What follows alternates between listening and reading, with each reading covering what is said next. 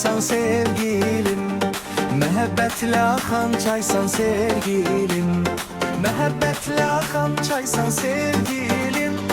İstəsən canımı verərəm sənə, nə olar sevgini çox görmə mənə. Qucaq yaz sevgilim, qucaqla məni, İçimdə eşq ilə tutaram səni. Çiçəklər içində gizlənsən belə, qoxundan bilərəm taparam səni. Çiçəklər içində gizlənsən belə, qoxundan bilərəm taparam səni.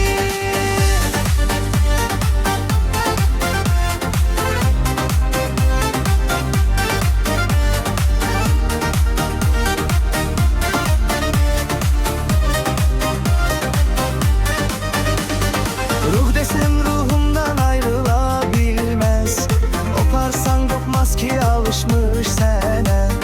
Bembeyaz giyindin, kanatlar eskik, bir melek kimi sen yaraşmış sənə.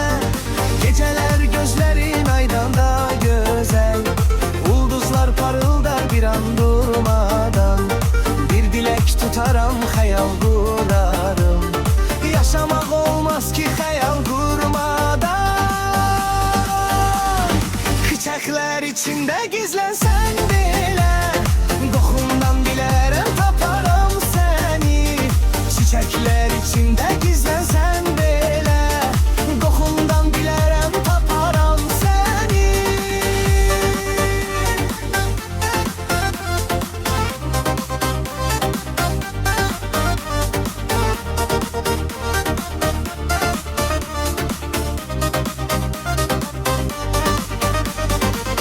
Ellerin güneşten daha da isti, tutarken soyuqlar yok oldu gitti.